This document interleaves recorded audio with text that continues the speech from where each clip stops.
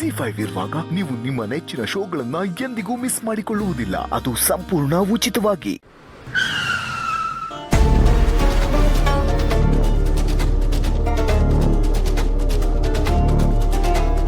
Mummy, ಇಂಥ ಟೈಮಲ್ಲಿ ನಮ್ಮನೆಗೆ ಈ ರೀತಿ ಕಾರಲ್ಲಿ ಎಂಟ್ರಿ ಕೊಡೋದು ಯಾರು?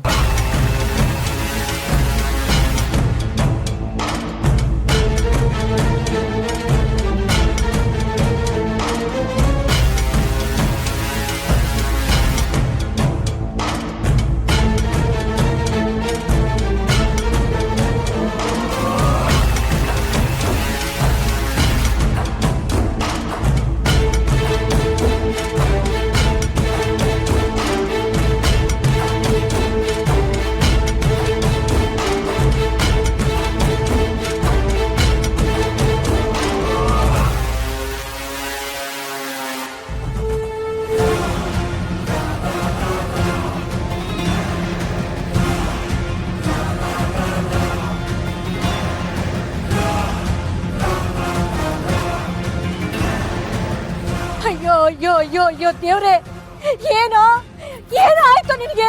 ಯಾಕೋ ಹೀಗ್ ಮಾಡ್ದೆ? ಆಹಾ ಪುಣ್ಯಾತ್ಕಿತಿ, ಅಂತೂ ಇಂತೂ ನನ್ನ ಮಗನ್ ತಲೆ ಕೆಡ್ಸಿ ಅವನಿಗೆ ಮಂಕು ಬೂದಿ ಎರ್ಚಿ ಅವನ ಕೈ ತಾಳಿ ಕಟ್ಕೊಂಡು ಬಂದ್ಬಿಟ್ಟಿಯಲ್ಲ ನೀನು.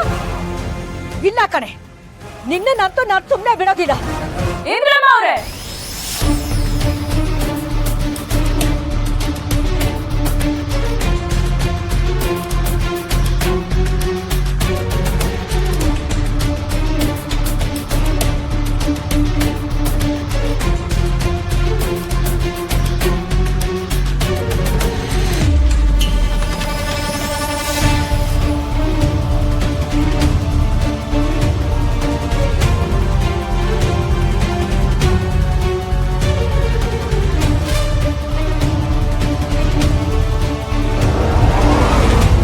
ನನ್ನ ನಾದ್ನಿ ಮೇಲೆ ಕೈ ಎತ್ತುವಷ್ಟು ಯೋಚನೆ ಮಾಡಬೇಡಿ.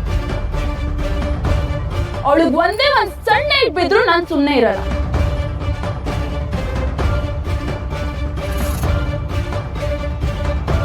ಈಗ ನನ್ನ ನಾದ್ನಿ ನಿಮ್ಮ ಮನೆ ಸೊಸೆ. ನನ್ನ ನಾದ್ನಿನಾಗ್ಲಿ ನಮ್ಮ ಮನೆಯವ್ರನ್ನಾಗ್ಲಿ ಮುಟ್ಬೇಕಂದ್ರೆ ನನ್ನ ದಾಟ್ಕೊಂಡೇ ಬರ್ಬೇಕು.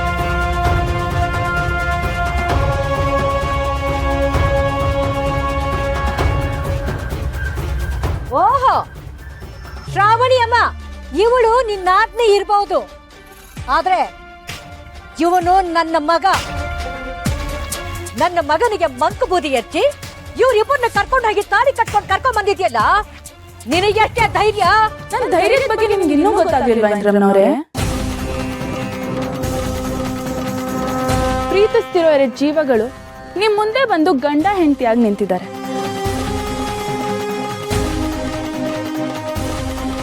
ಒಳ್ಳೆ ಮನಸ್ಸಿಂದ ಅವ್ರನ್ನ ಒಪ್ಕೊಳ್ಳಿ. ಈಗ್ಲಾದ್ರೂ ನಿಮ್ ಹಠ, ದ್ವೇಷ, ಪ್ರತಿಷ್ಠೆ ಇದನ್ನೆಲ್ಲ ಬಿಟ್ಬಿಡಿ. ಪ್ರತಿ ಸಂಬಂಧಕ್ಕೂ ಬುನಾದಿನೇ ಪ್ರೀತಿ. ದಯವಿಟ್ಟು ಅದಕ್ಕಾದ್ರೂ ಬೆಲೆ ಕೊಡಿ.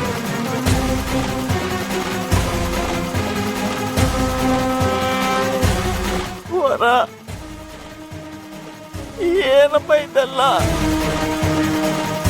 ಅಮ್ಮ ಶ್ರಾವಣಿ, ನೀನ್ ಹೇಳ್ತಾ ಇರೋದು ನಿಜಾನೇ. ಆದ್ರೆ ತಂದೆ ತಾಯಿ ಆಶೀರ್ವಾದ ಇಲ್ಲದೆ ಮಕ್ಕಳು ಮದುವೆ ಮಾಡ್ತಿದ್ಯಲ್ಲ, ಇದು ಸರಿನಾ?